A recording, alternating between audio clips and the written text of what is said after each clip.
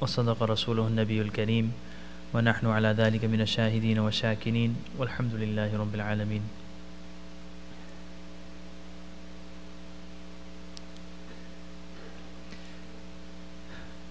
Alhamdulillah, for the next hour inshallah we'll be speaking about Udhiya.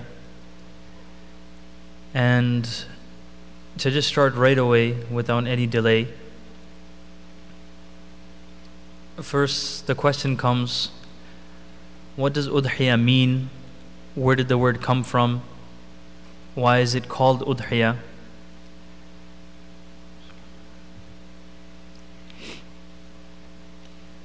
Udhiya, according to the scholar Ibn al-A'rabi, he passed away in 231. Udhiya is called Udhiya because it is slaughtered during the time of Duha. Duha is when the sun comes up. وَالضُّحَى وَاللَّيْلِ إِذَا سَجَى. For example, a person prays Salatul Duha, they call it chast, when the sun comes up. Generally what used to happen during the time of Nabi Kareem Sallallahu Alaihi Wasallam was Udhiya, their Udhiya was slaughtered during this time. That's why Udhiya is called Udhiya. Which brings us to the next question. Why don't we use the word Udhiya ourselves to describe the animal that's being slaughtered? Which word do we use? Do we use the word Udhiya? Generally in the Desi communities in the subcontinent, they don't use the word Udhiya. Generally they use the word Qurbani. So where does the word Qurbani come from? What is Qurbani? Where did it come from? Qurbani is an Urdu or Farsi word. It's based off of the Arabic word Qurban. And Qurb, if you see the three root letters, Qaf, Ra and Ba, then Qurb, Qareeb, to bring something closer to someone. So when we use the word Qurbani and when we use the word Qurban, we sacrifice the animal in order to become closer to Allah subhanahu wa ta'ala. So that's where that word comes from. In the Quran, the word Qurban is used. While Allah subhanahu wa ta'ala is describing the scene of the two sons of Nabi Kareem sallallahu the two sons of Adam alayhi salam. A'udhu billahi minash shaitanir rajim. Bismillahir rahmanir rahim. وَاتْلُ عَلَيْهِمْ نَبَأَ بَنَيْ آدَمَ بِالْحَقِّ إِذْ قَرَّبَا قُرْبَانًا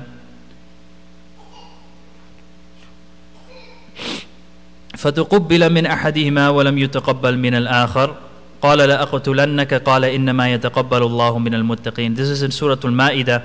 What happened was Allah subhanahu wa ta'ala is describing the scene of Adam alayhi salam's two children, Habil and Qabil. Habil and Qabil, they had a fight over who they were going to marry. So the solution was, both of you present a sacrifice. Allah subhanahu wa ta'ala will see your sacrifice, and whosoever sacrifice Allah subhanahu wa ta'ala accepts, that person will be able to marry that woman. So Habil and Qabil, they both offered their sacrifice. إِذْ قَرَّبَا قُرْبَانًا. Qurbanan over here means sacrifice. So from the time of Nabi Kareem sallallahu alaihi wasallam, from the time of Ibrahim alayhi salam, and even farther back to the time of Adam alayhi salam, the word Qurban is being used. And that's how we use the word Qurbani. فَتُقُبِّلَ مِنْ أَحَدِهِمَا وَلَمْ يُتَقَبَّلْ مِنَ الْآخَرِ. Habil's sacrifice was accepted. Habil, he was a shepherd, so he used to rear goats, rams, sheep. And then Qabil was a farmer. Qabil, he presented to Allah subhanahu wa ta'ala very dried out, not the best quality of his crop. Back in those times, Allah subhanahu wa ta'ala would send a fire down to accept the Qurbani, to accept the sacrifice of whosoever sacrificed. So Habil offered his finest ram, and Allah subhanahu wa ta'ala sent the fire down and accepted Habil's sacrifice. قَالَ لَأَقْتُلَنَّكَ. When Qabil saw that his sacrifice wasn't accepted and Habil's sacrifice was accepted, he said, لَأَقْتُلَنَّكَ, that verily I'm going to kill you. Habil, he didn't want to cause trouble. He said, Allah subhanahu wa ta'ala only accepts from the muttaqeen. It's as if though Qabil, he was trying to blame Habil for his Qurbani not being accepted. Habil in return replied, he said, why are you blaming me? I didn't do anything that Allah subhanahu wa ta'ala didn't accept your sacrifice. Rather, it is you who did not adopt taqwa, and you should have adopted taqwa. And if you have adopted taqwa, Allah subhanahu wa ta'ala would have accepted your sacrifice. Carrying on, when a person he slaughters his udhiya, he slaughters his qurbani, there is a world of difference between the two. There is a world of difference between slaughtering an animal versus udhiya. And what is that difference? For example, let's take Ramadan. A person who's fasting, Nabi Karim sallallahu alayhi wa sallam mentions in a hadith that many people, they fast the entire day, they stand up in qiyam the entire night, but they didn't gain anything from their fasting or from their standing except staying hungry, and instead of getting tired. Nabi Karim sallallahu alayhi wa sallam describes that situation. Nabi Karim sallallahu alayhi wa sallam in another hadith, he describes the situation where Allah subhanahu wa ta'ala, he says that he's not in need of the fast of the person who doesn't stay away from bad talk while he's fasting. So there's a world of difference between fasting, and there's a world of difference between staying hungry. There's a world of difference between praying salah, and there's a world of difference between doing a certain exercise. The same way there's a world of difference between slaughtering an animal, and there's a world of difference between qurbani. What separates slaughtering an animal from qurbani? It is that master attribute of taqwa that Allah subhanahu wa ta'ala constantly tells us to adopt inside the Quran. To understand the spirit of qurbani, or what Allah subhanahu wa ta'ala wants from us, we have to understand the history of qurbani. So when we understand the history of qurbani, then we'll appreciate qurbani more. Nowadays, these are the days of Hajj. But for most people, everybody isn't going to go to Mina, everybody isn't going to go to Arafah. For most people throughout the entire world, their ibadah is not going for Hajj, their ibadah is slaughtering the animals. They will not be making wuquf in Arafah. They will not be making tawaf around the Kaaba, but they'll be visiting their sheep, they'll be visiting their goat, they'll be visiting their animal, feeding it, making sure it's healthy. And that also is a very big sacrifice. May Allah subhanahu wa ta'ala accept from everyone. But one thing with Islam, the Sahaba radiallahu ta'ala alayhim ajma'een, they used to also sacrifice. And the Arabs, before Nabi Karim sallallahu alayhi wa sallam, they used to also sacrifice. And they used to sacrifice because Ibrahim alayhi salam also used to sacrifice. But the thing with Islam is, Islam does not entertain the old customs and old traditions. For example, we might have a custom, and if someone's getting married, we go to a certain party. We ask our father, Oh my father, why are we going to this party? And when the father, he realizes he can't find something Islamic to back up that party, then he says, actually what used to happen is one old person in the past, he started this custom, so we just carry on with that same custom. So Islam isn't like that. Islam isn't just about custom. Islam isn't just about culture. Islam comes to change custom. Islam comes to change culture. So we can be fully submissive to Allah subhanahu wa ta'ala.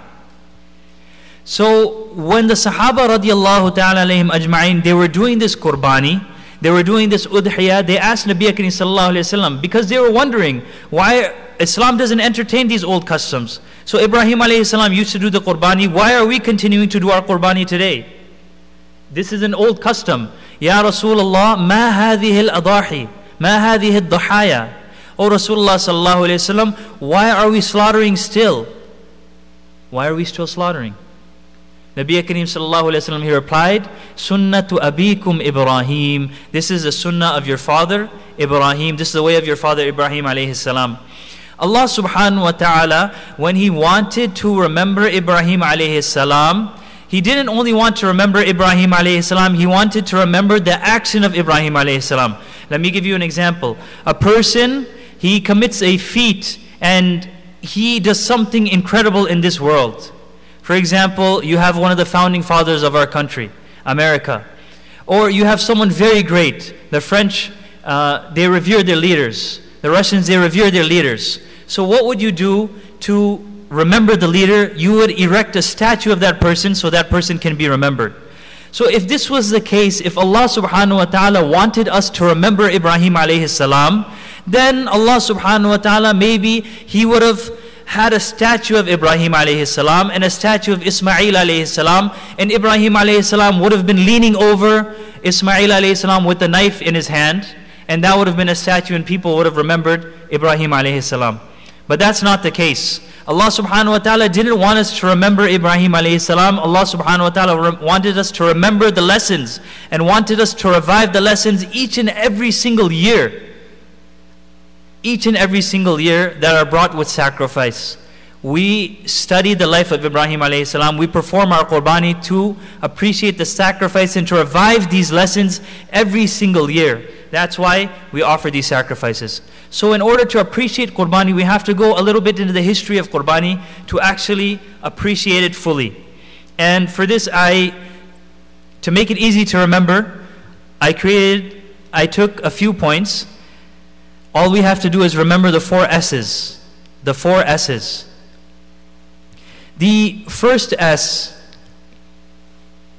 Ibrahim alayhi salam, when he started, Allah subhanahu wa ta'ala mentions in the Quran, وَإِذِ ابْتَلَى إِبْرَاهِيمَ رَبُّهُ بِكَلِمَاتٍ فَأَتَمَّهُنْ. When Allah subhanahu wa ta'ala, when the Rabb tested Ibrahim alayhi salam with so many tests, test after test, and he completed every single test. When Allah subhanahu wa ta'ala, the word used here is ibtila. In Urdu, we would say bala. In Urdu, the word bala has a negative connotation. We translate bala as calamity. When Allah subhanahu wa ta'ala uses the word bala, it's not for a calamity. It's for an exam. It's for an imtihan. The purpose of an exam is not to fail anyone. It's never to fail anyone. A person, he can be in first year his entire life, and he won't have to take any exam. But that person, although he may be enjoying first year his entire life, he'll never be able to go to the second year. Nobody tests a little child when he just enters school, because that wouldn't be fair. But after 2 months, the teacher says, I've taught him for 2 months, I think he knows something. And then he takes the exam. When a small child is given a small exam, it's because his reward will also be small. But if a person in the world, he wants to enjoy some status, he wants to enjoy a high position, we have to make sure he's qualified to lead that position. We have to make sure he has the necessary prerequisites. So the larger the position, the larger the reward, the harder the exam is going to be. And that's exactly what Allah subhanahu wa ta'ala wanted to show in Ibrahim alayhi salam. Allah subhanahu wa ta'ala wanted Ibrahim alayhi salam to become an imam, to become the leader of all the mu'mineen. Ibrahim alayhi salam was soon going to be the father of every single prophet after him. From his progeny, every single prophet was going to be born after him. So Allah subhanahu wa ta'ala, to bring him to that status, the tests were also extremely hard for Ibrahim alayhi salam. A person, he has an exam, and Ibrahim alayhi salam's life was filled with exams. We've been hearing this over and over again. I don't want to go into so much detail. But a person, he gets tested when he loves something. And Ibrahim alayhi salam, throughout his entire life, we see different stages. When he was a small child, and he used to go to his father, and he used to lovingly tell his father, Ya abati, Ya abati, Ya abati, Ya abati. 5 times, 4 times in the Quran, Oh my beloved father, why do you worship this? Oh my beloved father, why do you worship that? The love of Ibrahim alayhi salam's father was inside Ibrahim alayhi salam's heart. When Allah subhanahu wa ta'ala saw that love, Allah subhanahu wa ta'ala, this is when the first exam took place. His father did not reciprocate that love. His father said, La arjumannak. His father said, stop or else I'm going to stone you. Still Ibrahim alayhi salam, he had that love. Qala salamun alayk. Don't worry my father, peace be upon you. Sastaghfiru laka rabbi. I'll seek forgiveness for you on behalf of my Lord. But he had to leave the country. Not only was there peer pressure at home, he had to leave his house when he was young, but there was peer pressure from the community. He grew up in a community filled with idols. His father used to sell idols. His father used to make idols. Subhanallah. And he had the love of his father in his heart. But when Allah subhanahu wa ta'ala saw that he had the love of his father in his heart, he had to see, is the love of Ibrahim alayhi salam's father more, or is my love in Ibrahim alayhi salam's heart more? Then the next step, Ibrahim alayhi salam, his life was a constant test, always struggling, always so much sacrifice. Whatever the command of Allah subhanahu wa ta'ala, whenever it came, whatever it was, he passed with flying colors. فَأَتَمَّهُنْ. The second exam, Ibrahim alayhi salam, after so long, he finally receives a son, Ismail alayhi salam. Ismail alayhi salam is a small child. Ibrahim alayhi salam, he takes Ismail alayhi salam and his wife Hajar, and he leaves them in Makkah. Makkah was such a place, there was nothing there, no vegetation, there was no rain, there was no water, there was no grass, there was nothing there in Makkah at that time. Ibrahim alayhi salam sacrificing, Hajar is sacrificing, Ismail is sacrificing. Hajar, when Ismail alayhi salam used to cry, she used to run up and down. We know the story. So much sacrifice in the life of Ibrahim alayhi salam. After that, when a person, he's climbing a mountain, soon he's able to see the end after a while. But Ibrahim alayhi salam, this mountain, he never saw the end. As soon as he thought, this exam is over, I passed this exam, Allah subhanahu wa ta'ala sent down another exam.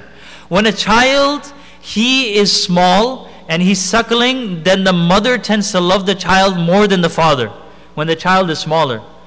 But when the child grows out of the lap of the mother, and the child starts running with the father and playing with the father, then after that, the father becomes old, the father becomes dependent. All his hopes lie in that child. This child will take over my business. This child will take over my future. This child will continue my legacy.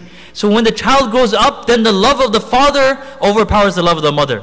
Subhanallah. After many years, Ibrahim alayhi salam, he comes back to Makkah. Now Ibrahim alayhi salam, he's not a small child anymore. Ismail alayhi salam is not a small child anymore. Now Ismail alayhi salam, he's grown into a young man, a fine young man. When Ibrahim alayhi salam, he looks at his child and he says, MashaAllah, subhanallah, what a beautiful child I have. This child will continue my legacy, will continue the mission of Allah subhanahu wa ta'ala in this earth. Allah subhanahu wa ta'ala, he sees Ibrahim alayhi salam, he sees that the love of Ismail alayhi salam came into his heart. Now he tells Ibrahim alayhi salam, I want you to sacrifice your son. Subhanallah. Is the love of Ismail alayhi salam more in your heart, or is the love of myself, is the love of Allah subhanahu wa ta'ala more in your heart? Subhanallah. And how did Allah subhanahu wa ta'ala send down the revelation for this? This is a very beautiful point. How did Allah subhanahu wa ta'ala send down the revelation to Ibrahim alayhi salam that he had to sacrifice his son? One thing, Jibreel alayhi salam could have came. He could have came and he could have told Ibrahim alayhi salam that, oh Ibrahim, Allah subhanahu wa ta'ala is commanding you to sacrifice your son, so sacrifice your son. Allah subhanahu wa ta'ala could have made it like that. But instead, Ibrahim alayhi salam, he sees this command in a dream. And the dreams of Anbiya alayhi salam are truthful. Inni ara fil manam. I'm seeing inside a dream, anni adbahuk, that I'm slaughtering you. The thing with dreams is, a person, it's not a direct command from Allah subhanahu wa ta'ala. If it was a direct command from Allah subhanahu wa ta'ala, then he would have fulfilled the command, no doubt. But a dream has room for interpretation. So this was a test from Ibrahim alayhi salam. When things get tough, when situations get tough, then a person, he goes to one mufti, he goes to another mufti, he goes to another mufti. They make a joke that whenever you need a fatwa, you have to go to the grand mufti. So what's a grand mufti? You give the mufti a grand and you get a fatwa. Subhanallah. So when things get tough, people always look for a way out, an alternate solution to my problem. Okay, I can't find a mufti in this country, I'll go to that country, I'll definitely find a fatwa there. But Ibrahim alayhi salam, he had the choice. He could have interpreted it differently, but Allah, this was a test that Allah subhanahu wa ta'ala sent down. Now Ibrahim alayhi salam, he asks Ismail alayhi salam, he asked Ismail alayhi salam, فَانْظُرْ مَاذَا تَرَى إِنِّي أَرَى فِي الْمَنَامِ, verily I see in a dream, أَنِّي أَذْبَحُكَ, that I am slaughtering you, فَانْظُرْ مَاذَا تَرَى, tell me what you think. Now Ibrahim alayhi salam, whether or not Ismail alayhi salam said yes or no, Ibrahim alayhi salam was still going to do it.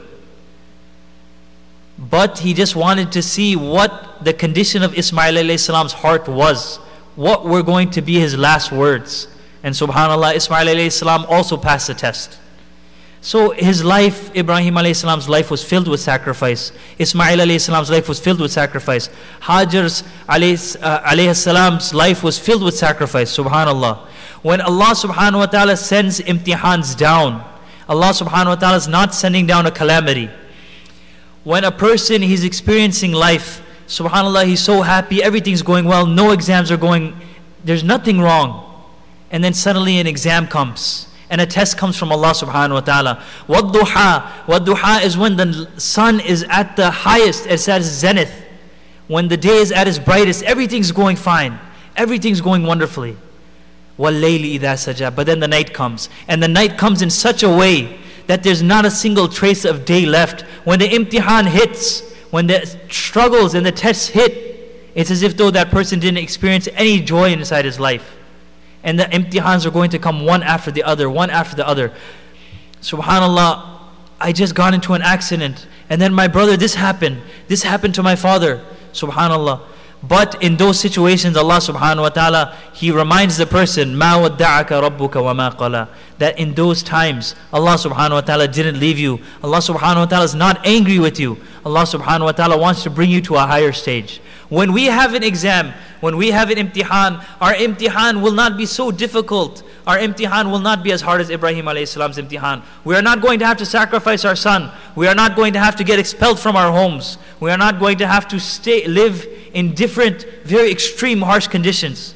That's not going to be our imtihan. Our imtihan will be that our heart will be filled with the love of haram things. But when the command of Allah subhanahu wa ta'ala comes, that will be our imtihan. Will we be fulfilling our desires, or will we be fulfilling the commands of Allah subhanahu wa ta'ala? This is one of the lessons of Qurbani. When we sacrifice that animal, we have to sacrifice our nafs. We have to sacrifice our desires. We have to sacrifice our wants for what Allah subhanahu wa ta'ala wants, just like how Ibrahim alayhi salam sacrificed his desires. This is one of the S's, the essence of sacrifice. The next S of Ibrahim alayhi salam was submission. Was submission. Allah subhanahu wa ta'ala said, here's my command. Ibrahim alayhi salam didn't think, he didn't even hesitate. The smallest thing, especially the entire family, the child didn't hesitate, the wife didn't hesitate, the husband didn't hesitate. Everyone submitted completely. Look at the response of Ismail alayhi salam. فَانْظُرْ مَا تَرَى قال يا أبت افعل ما تؤمر فانظر ماذا ترى. Ibrahim alayhi salam is asking Ismail alayhi salam, see what you think. Ismail alayhi salam saying, he didn't ask Ibrahim alayhi salam, are you crazy? What are you doing? Ibrahim alayhi salam didn't complain to Allah subhanahu wa ta'ala. What did Ismail alayhi salam do? Okay, even if Ismail alayhi salam did something, what would the faida, what would the purpose of killing him be? Allah subhanahu wa ta'ala said in the Quran, وَمَنْ قَتَلَ مُؤْمِنًا مُتَعَمِّدًا فَجَزَاؤُهُ جَهَنَّمْ. Allah subhanahu wa ta'ala says, whoever kills someone intentionally, his punishment is in the hellfire. And Nabi Kareem sallallahu alayhi wa sallam, even when there's warfare going on, Nabi sallallahu alayhi wa sallam, he said it's forbidden to kill anyone who hasn't reached the age of maturity. Forbidden to kill women and children. But here Ibrahim alayhi salam is killing his son. Subhanallah. Ibrahim alayhi salam didn't ask a single question. Rada bil qada. As soon as the command came, immediate obedience. Ismail, immediate obedience. Satajiduni insha'Allahu min as-sabirin. He said, don't worry, Allah willing, you'll find me, I'll be from amongst the patient. In that response, Ismail alayhi salam taught the world the attitude that they're supposed to have when exams befall us. Inshallah, Allah subhanahu wa ta'ala, whenever anybody's going through any difficulty, whenever anybody's thinking it's becoming too hard, everything's piling up, I'm not able to manage, then he should recite this ayah. وَإِذِ ابْتَلَى إِبْرَاهِيمَ رَبُّهُ بِكَلِمَاتٍ فَأَتَمَّهُنَ. When Allah subhanahu wa ta'ala tested Ibrahim alayhi salam and he passed with flying colors. Subhanallah. فَلَمَّا أَسْلَمَا. They completely submitted. That's what it means to be a Muslim. فَلَمَّا أَسْلَمَا. They didn't ask any questions. That's exactly what a Muslim is. Today, unfortunately, this is precisely what we need today. This level of iman. Whatever Allah subhanahu wa ta'ala tells us to do, that's what we do it. Unfortunately, today we have this disease. If it makes sense to us, we accept it. If it doesn't make sense to us, we reject it. May Allah subhanahu wa ta'ala give us 1/10000000th of this iman that Ibrahim alayhi salam had. The way Hajar brought up her child, may Allah subhanahu wa ta'ala bless us with a minute fraction of that iman that they were blessed with. Subhanallah. From this we learn another point. When Allah subhanahu wa ta'ala, Ibrahim alayhi salam, at the very end, when all hope seemed lost, Ibrahim alayhi salam, he laid Ismail alayhi salam down. Ismail's telling him, don't look into my eyes, cover my eyes, turn me the other way. Oh Allah, oh Ibrahim, oh my father, sharpen the knife so it can be easier for you. so you don't have to withstand it. Only when the knife was on Ismail alayhi salam's throat, that's when Allah subhanahu wa ta'ala's help came. Allah subhanahu wa ta'ala's help comes at the very, very, very end.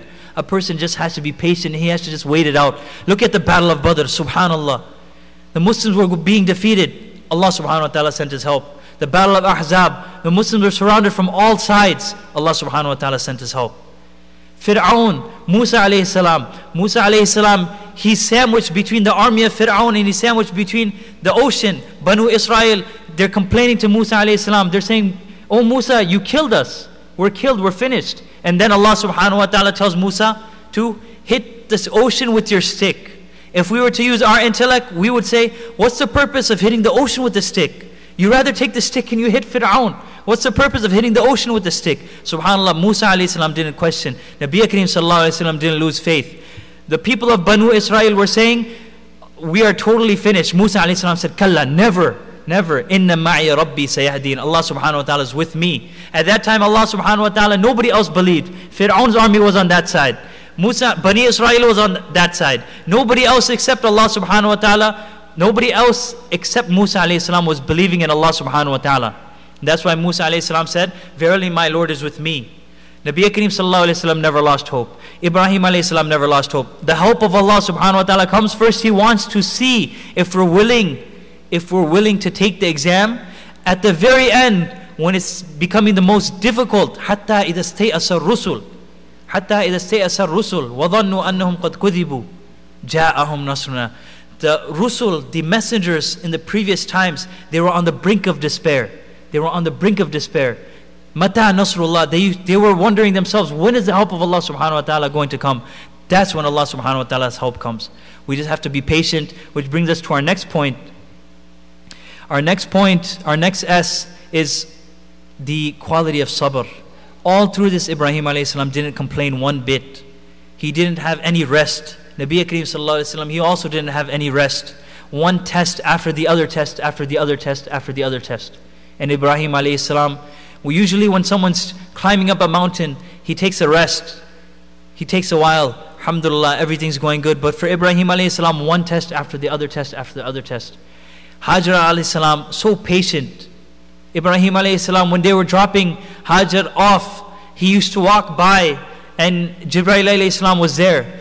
Ibrahim alayhi salam, he was asking Jibreel, over here there's a bit of vegetation, there's a bit of water. Can we stop here? Jibreel alayhi salam saying, go farther, go farther. Go farther where there's nothing, no vegetation, no anything, because Allah subhanahu wa ta'ala wants to make the exam even more difficult. How is Hajar alayhi salam feeling when Ismail is crying? The baby is crying, she's frantically searching for water here and there, everywhere.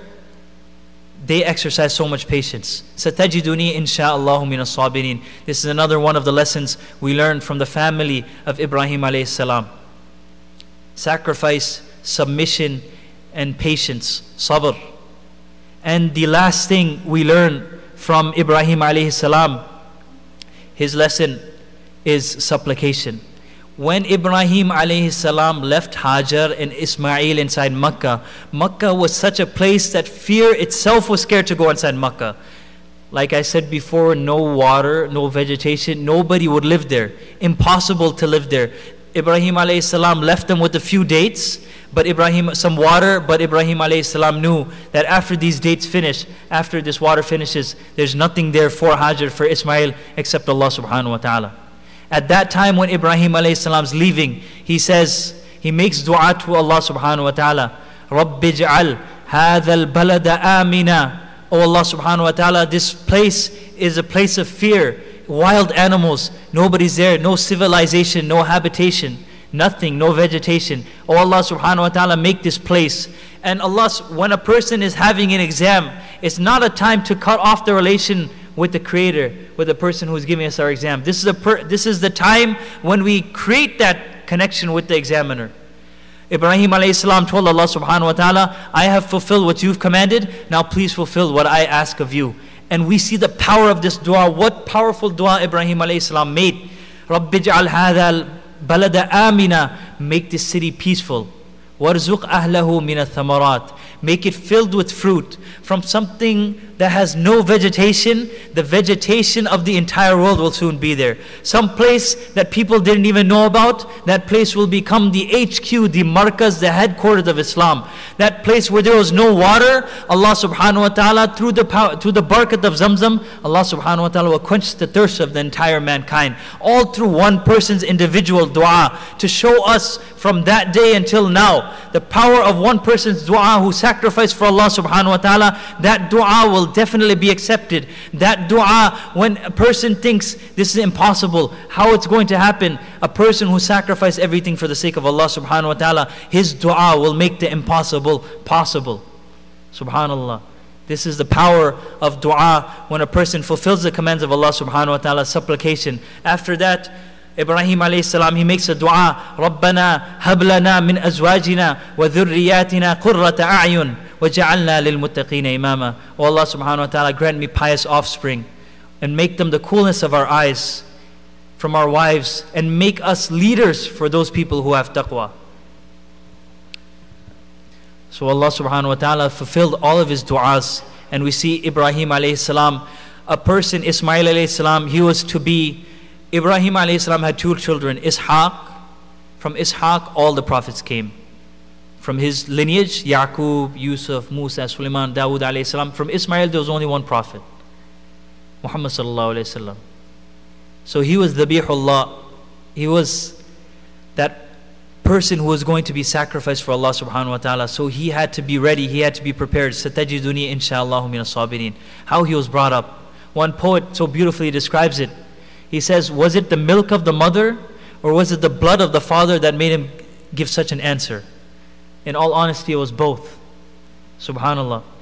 So Allah subhanahu wa ta'ala, he, through these four things, sacrifice, submission, not questioning the command of Allah subhanahu wa ta'ala, patience and supplication through dua, Allah subhanahu wa ta'ala, these are the lessons every single year when we do qurbani. These are the lessons Allah subhanahu wa ta'ala wants us to be constantly reminded about. These are the lessons. That being said, inshallah, just briefly, I want to go over a few masail regarding the qurbani. Now we know a little bit of history, we can do a little bit of fiqh regarding the various rulings of Udhiya. Now, the first question is, when do we slaughter? The second question is, who has to slaughter? Who has to perform the qurbani? The third question is, which animals can we slaughter? We can't just slaughter anything. And how do we slaughter? The sunnah method, the do's and don'ts. So we'll discuss when. Qurbani can only be performed after the Eid Salah. You have Eid Salah, and Nabi Kareem sallallahu alayhi wa sallam, he emphasized the performance of qurbani so much. If a person can do qurbani, he said the person who has the ability to do qurbani but he's not doing qurbani, he shouldn't even come close to where we're praying Eid Salah. Subhanallah. May Allah subhanahu wa ta'ala protect us. Qurbani can only be performed after Eid Salah. So Eid Salah falls on the 10th, 11th and 12th of Dhul Hijjah. If a person, he doesn't want, it's preferable to do it on the first day, but if a person cannot do it on the first day, then he can do it on the next 2 days. He can also perform it at night. Qurbani cannot be performed before the Eid prayer is over. So we have to keep that in mind. This is when Qurbani can be performed. Who performs Qurbani? Every sane adult Muslim, male or female, who's not traveling, who possesses the nisab. So if a person is crazy, if a person is not at the age of maturity, he's a small child, male or female, if he's traveling, he also doesn't have to perform qurbani. That's why the hujjaj, they don't have to perform qurbani, right? And if they possess nisab, we'll understand this. So nisab, there doesn't have to be an entire year to go over this nisab. If a person, he possesses excess of what he needs, then this is going to be called nisab. Now there's two nisabs. There's a nisab of silver, there's a nisab of gold. So our ulama said a person can choose whatever he feels more comfortable with. So the nisab of silver is approximately $290. and the nisab of gold is approximately $3,600. So the fatwa is given generally. The ulama give fatwa on both. The American Fiqh Academy, they gave their fatwa that in America it's preferable to use the gold nisab. So if a person didn't have nisab, then technically qurbani will not be. He doesn't have to perform the qurbani. Each adult member of a family who owns the above mentioned amount must perform his own qurbani separately. Meaning, if a household consists of a husband and a wife and 2 children who are of age, and they have that specific amount, then for that household, there has to be 4 qurbanis being done.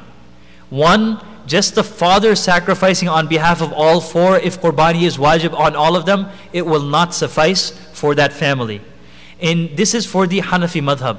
For the Shafi'i madhab, it's a little bit different. They say 1 suffices for the entire family. If we're Hanafis, we should stick to the Hanafi mazhab. If we're Shafi'i, we should stick to the Shafi'i mazhab. Inshallah, if there's any questions, they can be texted to the office, Salam, and then I'll answer them afterwards. The next question is, which animals should we slaughter? Which animals can we slaughter actually? Here are the animals. If we're intending to slaughter a sheep, then the minimum age of a sheep should be 6 months. If we're intending on slaughtering a goat, the minimum age the goat should be is 1 year. If we're slaughtering a cow, ox, and a buffalo, then the minimum age should be 2 years. And if we're slaughtering a camel, the minimum age should be 5 years. These are the only animals a person is allowed to slaughter. A person might ask, can we slaughter a deer? Deer was not mentioned in the prophetic hadith of Nabi Kareem sallallahu alayhi wasallam. The deer is not a domesticated animal. Even if the deer was domesticated, because it wasn't found in the sunnah of Nabi Kareem sallallahu alayhi wasallam, we will not be able to slaughter a deer, more or less. And the shares, a sheep or a goat will suffice for one person's qurbani. And bigger animals, larger animals like a cow, ox, buffalo, or camel, they have up to 7 shares.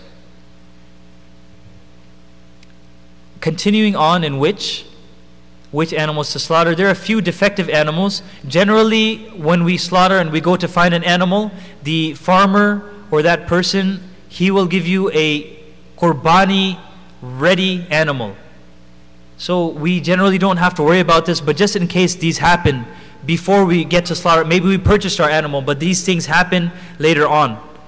A blind, one-eyed, or lame animal, we are not able. There's many rulings in the fiqh kitabs. You can slaughter this one, you can't slaughter that one, you can't slaughter this one, you can slaughter this one. So I'll give you a list of all those that you cannot. So anything that's not on this list, that means it's fine for qurbani. Everything that's not on this list is fine for qurbani. Blind, one-eyed, or lame animal. An animal so emaciated, so skinny, there's no fat on the body, it can't even walk to its slaughtering place. So weak, so feeble. So that animal will not suffice for a qurbani. An animal with 1/3 of its ear or its nose or its tail cut off, that animal cannot be sacrificed for a qurbani. The Hanafi mazhab is lenient.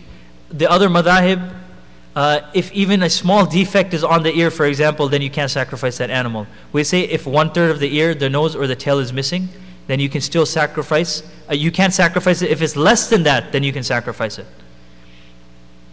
This is very self-explanatory. An animal that has no teeth at all, or most of its teeth are missing, you cannot sacrifice it. Generally, the age of a goat or a sheep is determined by their teeth. If their teeth come out, then the experts of the field know how it works. And if a person tells you that this animal reached a certain age and he's a reliable person, then you can take his opinion, inshallah, and then you can slaughter the animal. Inshallah, the qurbani will suffice.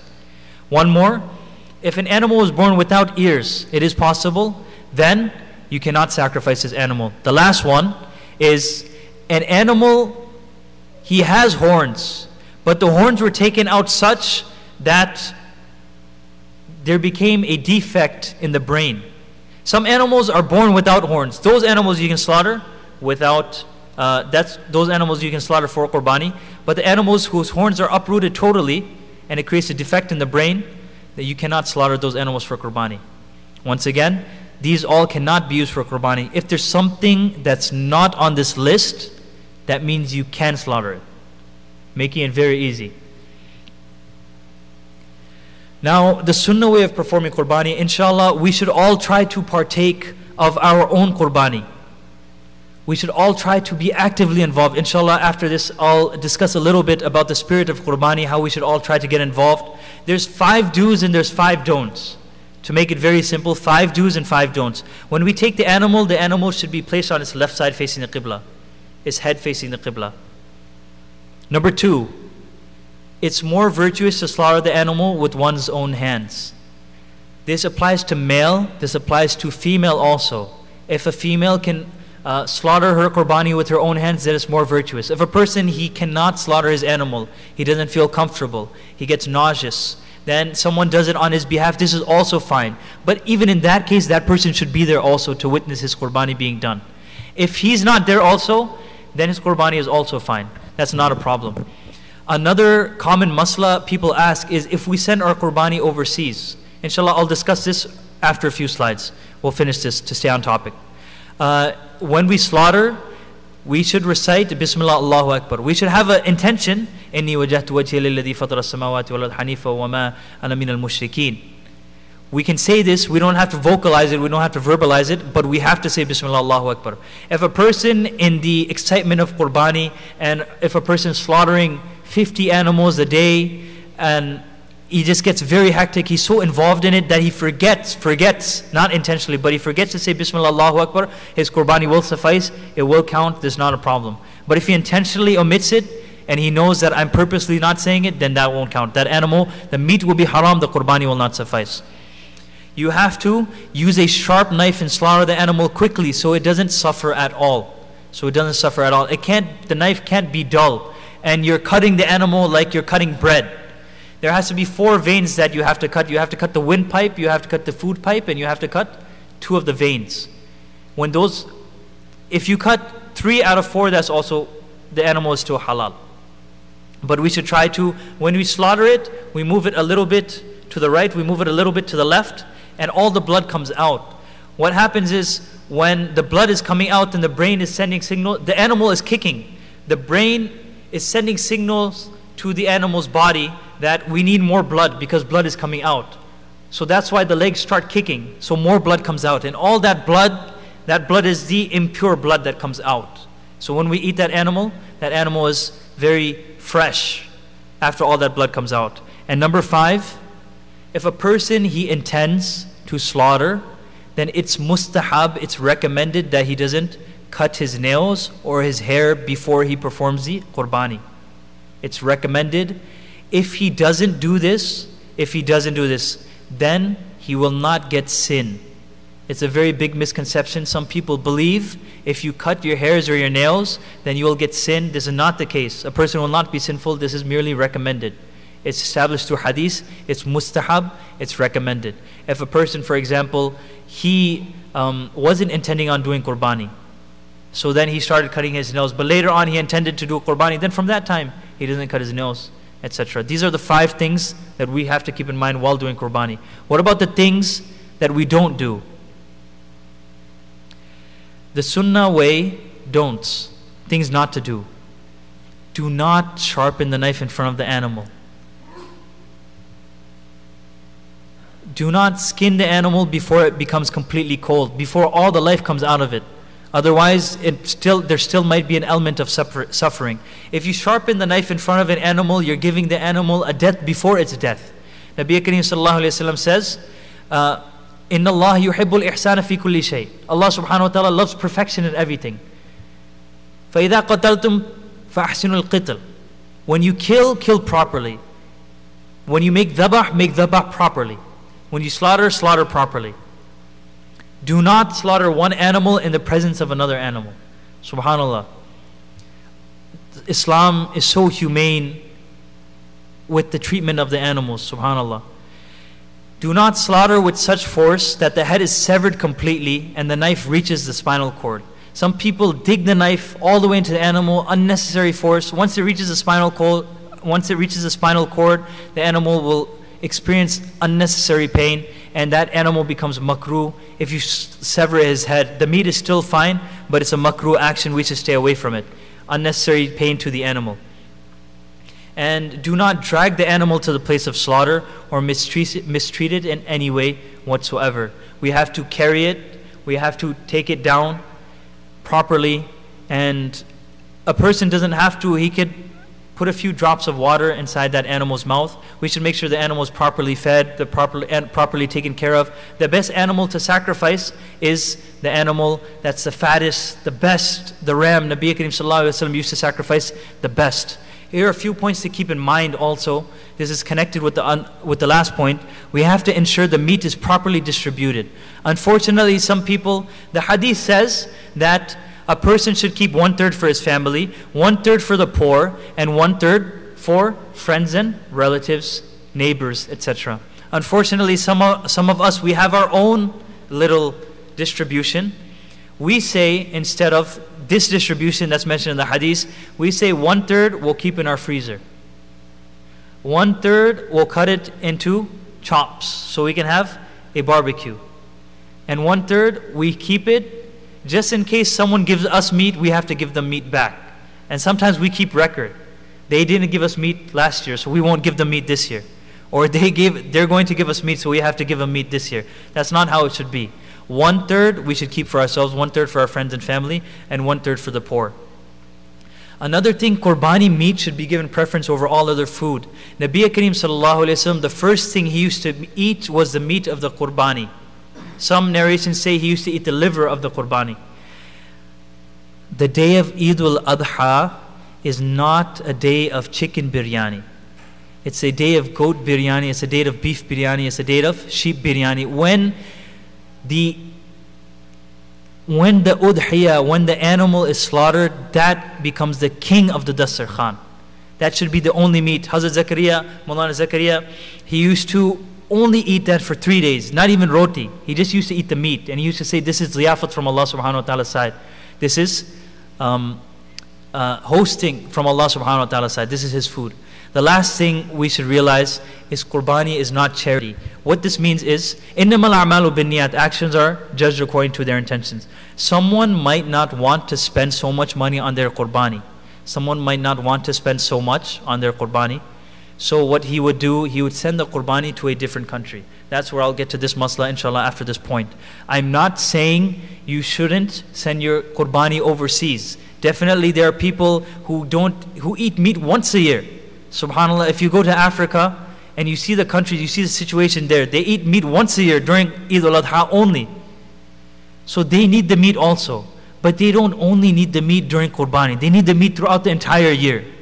So if a person, he has a niyat, a proper niyat, I'm going to help these poor people, then his qurbani definitely would count. But if his niyat is something else, innamal a'malu binniyat, actions are judged according to their intentions, and Allah subhanahu wa ta'ala is the judge, we can't judge anyone else. That being said, if a person, he sends his qurbani to a different country, that person's qurbani is fine. Now there's a masla, if a person sends his qurbani to a different country, and that country is doing Eid earlier than that person. Say for example, we're doing Eid here in Dar es Salaam on Wednesday. A different country, he sends it to a different country, they're doing Eid on Tuesday. The question is, because we learned the masla before, we cannot sacrifice our animal before the Eid Salah. But over here they're doing Eid one day before. So will that sacrifice count, and will our udhiya, will the obligation of udhiya be discharged? So muftis have different opinions, but generally they say it's fine. Mufti Raza al-Haq from Darul Uloom Zakaria, he says it's fine, inshallah. There are some virtues of udhiya. So turn in prayer towards your Lord and sacrifice. Does anybody know which surah this is from? Inna a'tainaka al-kawthar fasalli li rabbika wanhar, and sacrifice an animal. So the mufassirun, they established that this is qurbani when Allah subhanahu wa ta'ala is saying this. In different hadith, one hadith, subhanAllah, this hadith is saying that the sacrificed animal on the day of Qiyamah, the animal will come with all of its parts. Same thing Nabi Karim Sallallahu Alaihi Wasallam expresses about a horse.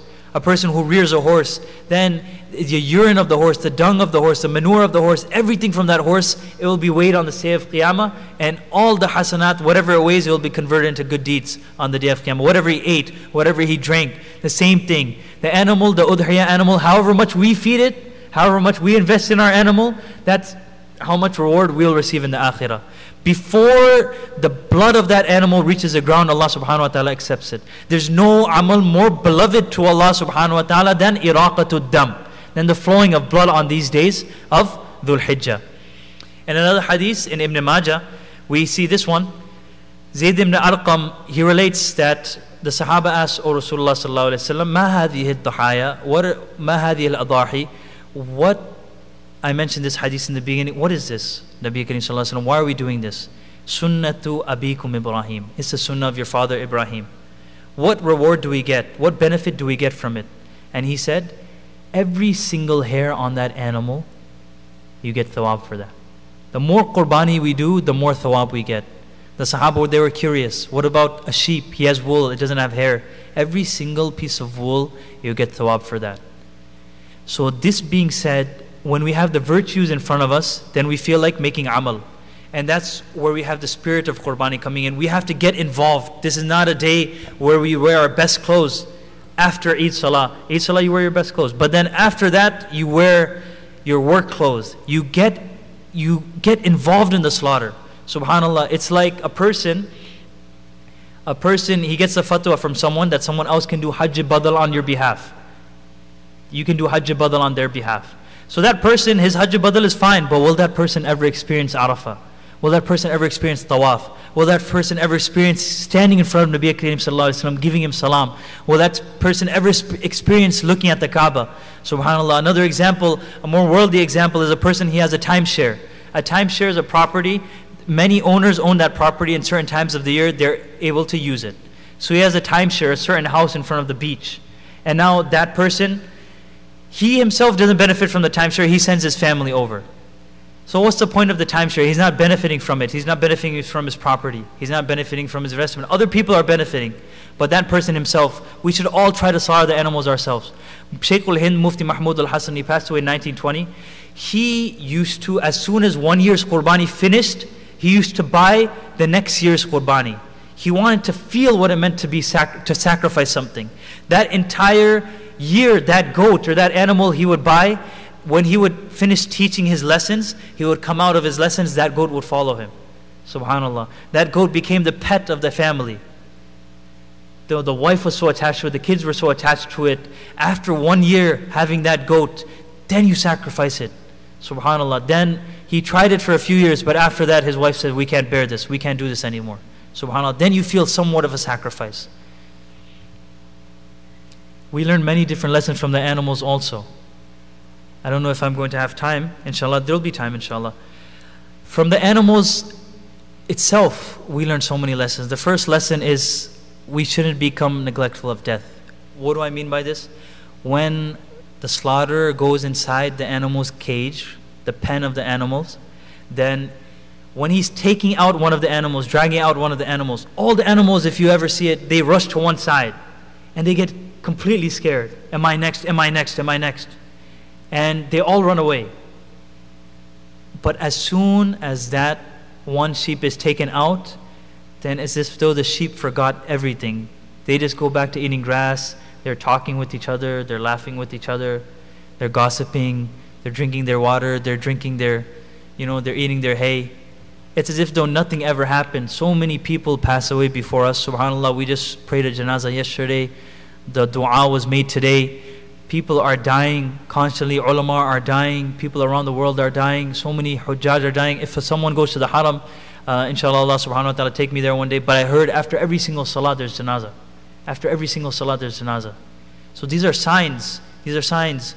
And we shouldn't become like animals. They're neglectful. We shouldn't become neglectful. The more we spend, the more we will get. How many dogs are there in the world? When a dog, or a cat, for example, when they give birth, how many kittens or how many puppies do they give birth to at a time? One litter of puppies is anywhere ranging from 5 to 9 puppies. The same thing with the kittens. A person, they have a batch of kittens, they have to give it away. They have to look for people to take the kittens. Subhanallah. 5 to 9 multiplying every single time. But goats, and we don't see dogs and cats everywhere, but goats, every single year, millions of goats, millions of goats, millions of sheep, millions of cows, billions, they're being slaughtered every single day. For Qurbani, how many animals are being slaughtered by the Muslims? Subhanallah. If we just Google it, we see the number is at least 45 million plus. You won't find anything less than that. Cows, 1 billion it might go up to. But how fast do they reproduce? 1, 2 goats a year. Subhanallah. But because Allah subhanahu wa ta'ala put barakat in these animals, Allah subhanahu wa ta'ala blessed these animals, the more we spend, the more we get. The same thing. These animals give their lives, so to say, for Allah subhanahu wa ta'ala. That's why Allah subhanahu wa ta'ala put so much barakat in their numbers. And we don't see an outbreak of dogs and cats, but we see there's never a shortage of goats. The last thing is virtue depends on connection. A person, he has a brick. And that brick, it's a normal brick. The brick has no intrinsic value whatsoever. But that brick, if it's connected to our house, then that brick has a little bit of value. Take it a step further, that brick is connected to the masjid. Subhanallah. Then that brick becomes a little bit more valuable. Then maybe it's connected to the biggest masjid in the locality, the Jami' masjid. Then that brick becomes even more valuable. Say that same brick is a brick of Masjidun Nabawi or the Haram of Makkah. How valuable isn't that brick? That brick becomes so valuable. It's a piece, it's just dirt, it's just rock. But because of its connection with Masjidul Haram, it becomes so valuable. The same way, these are just animals. These are just animals. But because of their connection to Allah subhanahu wa ta'ala, because of their nisbat, because they are being slaughtered for the sake of Allah subhanahu wa ta'ala, now it's just not a regular animal anymore. Now every single hair on that animal's body becomes sawab. Every single wool on that animal's body becomes ibadah for that person who's slaughtering that animal. Subhanallah. The same way we are created from dirt. We are created from dust. وَمِنْ آيَاتِهِ أَنْ خَلَقَكُم مِّن تُرَابٍ. Allah subhanahu wa ta'ala says in the Quran, from Allah subhanahu wa ta'ala's sign is we created you from dust. We're created from dust. The awliya of Allah subhanahu wa ta'ala, the friends of Allah subhanahu wa ta'ala, due to their connection with Allah subhanahu wa ta'ala, dust, something that is so low, something that we take away from our clothes, we try to brush off from our clothes, something that's so low, because of the connection of Allah subhanahu wa ta'ala, that dust becomes so valuable. Subhanallah. They make their dust become valuable. The same way, if a person, Hazrat Maulana, he gives an example that you have a glass bottle. That glass bottle, to make a glass bottle is very simple. But depending on the itr of the glass bottle, some itrs cost $10, some itr cost $50, some itr cost $100, some itr cost hundreds of dollars. Some perfumes cost hundreds of dollars. Depending on the itr that's inside the bottle becomes valuable. The same way our body, we have a heart inside. If our heart is filled with darkness and kufr, then our body becomes worthless. We have nothing left. But if we fill our bodies with the nur of Allah subhanahu wa ta'ala, with the iman of Allah subhanahu wa ta'ala, with the ma'rifat of Allah subhanahu wa ta'ala, with the love of Allah subhanahu wa ta'ala, then our existence, our dirt, our bodies, our life, inna salati wa nusuki wa mahyaya wa mamati lillahi rabbil alameen. My prayer, salati wa nusuki, my sacrifice, wa mamati, my living, my death, everything is for Allah subhanahu wa ta'ala when we have that nur of iman inside our hearts. And this is the spirit of Qurbani. Allah subhanahu wa ta'ala, from Adam alayhi salam, إِنَّمَا يَتَقَبَّلُ اللَّهُ مِنَ الْمُتَّقِينَ. Habil is saying to his brother, Allah subhanahu wa ta'ala only accepts from those people who have taqwa. إِنَّمَا يَتَقَبَّلُ اللَّهُ مِنَ الْمُتَّقِينَ. And Allah subhanahu wa ta'ala is telling us that your لَن يَنَالَ اللَّهَ لُحُومُهَا وَلَا دِمَاؤُهَا وَلَكِنْ يَنَالُهُ التَّقْوَى مِنْكُمْ. Allah subhanahu wa ta'ala, the blood will not reach you. The blood will not reach Allah subhanahu wa ta'ala. The bones will not reach Allah subhanahu wa ta'ala. But the same thing that Allah subhanahu wa ta'ala used to accept it during Habil's time, وَلَكِنْ يَنَالُهُ التَّقْوَى مِنْكُمْ. that taqwa will reach Allah subhanahu wa ta'ala. And that's the same dua Ibrahim alayhi salam made for Ismail alayhi salam when he said, وَجَعَلْنَا لِلْمُتَّقِينَ إِمَامًا, make us an imam for the muttaqeen. Jazakullahu Khairun, everyone for coming, for attending the program. وآخر دعوانا الحمد لله رب العالمين. May Allah subhanahu wa ta'ala grant us the understanding and the tawfiq to strive to attain this special nisbat, whereby we too become valuable and beloved to Allah subhanahu wa ta'ala. وآخر دعوانا الحمد لله رب العالمين. Assalamu alaikum wa rahmatullahi wa barakatuh. Yes.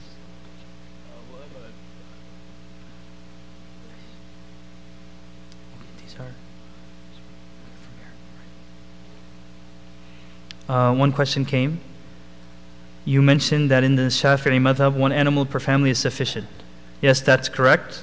If a person is following the Shafi'i madhab, then this is the masla in the Shafi'is.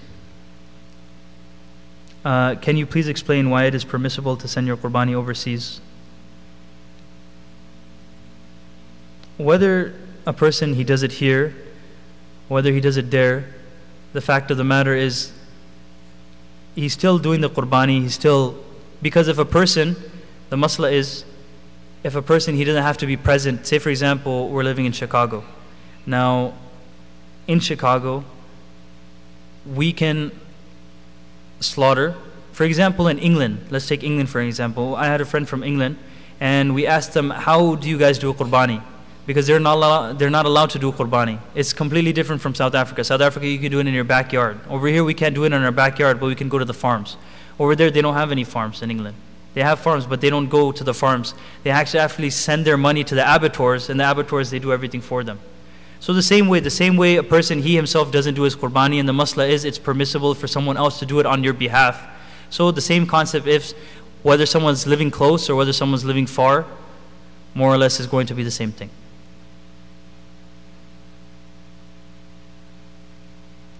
Yes.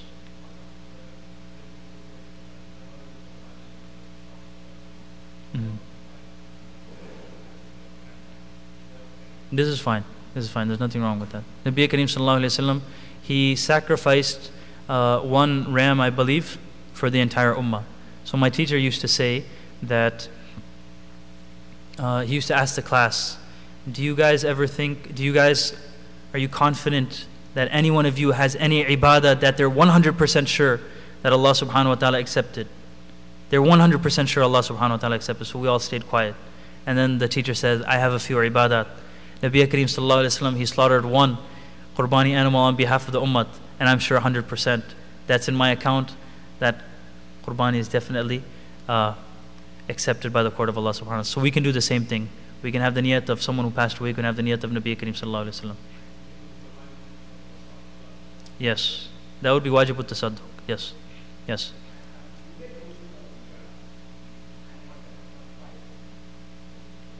Yes.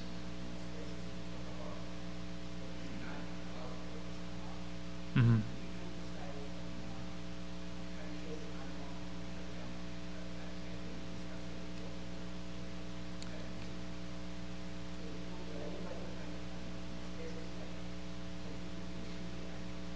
Mm-hmm.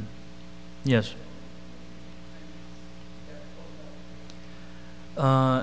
You're speaking about stunning. Stunning. So now the thing with stunning is, definitely stunning is makruh, right? But there's two types of stunning. One type of stunning is called reversible stunning. One type of stunning is called irreversible stunning. So then you have reversible stunning. Reversible stunning, what it is, they have sort of like a gun, and the gun, it's not an actual gun. It's just a contraption, and it's a gun shape, and then it has sort of like a mushroom-like top piece to it. So when the person pulls the trigger, then that mushroom thing sort of knocks the cow, and that cow becomes unconscious for a while. Definitely it's disliked, it's prohibited to do this reversible stunning, but at that moment that cow, it's not dead. So if that cow's not dead and a person still slaughters it, that would be fine. The other type of stunning is called irreversible stunning. Some of the bulls, they're extremely violent, right? I'm not saying stunning is fine, there's nothing wrong with stunning. I'm saying stunning is makruh, but if someone does it, then will the question, there's different questions. Should we do it? Definitely not, right? If it is done, does it suffice? That's the question that I'm answering. Now there's the irreversible stunning. Irreversible stunning is when they sort of shoot the animal and there's sort of an iron piece that's ejected into the skull of the animal. And then when that piece is injected, there's only a few minutes before that animal will die. Now if a person stuns like that, definitely it's causing unnecessary pain, but some bulls are very rowdy. Some bulls, you administer the reversible stunning several times, but it's still causing problems. Then they have to resort to irreversible stunning. When that happens, and when you stun an animal, that much blood doesn't come out, so that's also very dangerous. But when that irreversible stunning is done, and that animal is still alive, then if he sacrifices it right away, then that's going to be sufficient. For example, if a person goes hunting, right? If a person goes hunting, and he shoots at an animal, actually that's a different masla, okay, I'll just leave that out, yeah.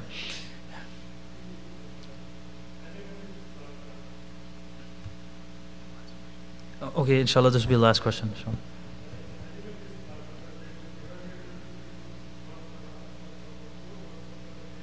Yes.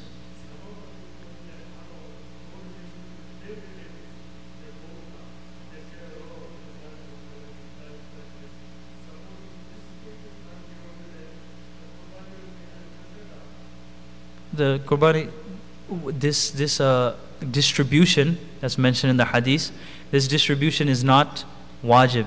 A person, he doesn't have to follow it, but it's recommended that he does it. Just like how a person, if he wants to cut his nails or his hair, it's fine, he won't get sins if he doesn't do it the same way. He doesn't have to distribute it. If he wants to keep all the meat, he can keep all the meat. If he wants to give all in sadaqah, he can give all in sadaqah. If he wants to give all to relatives, he can give all to relatives. Yes.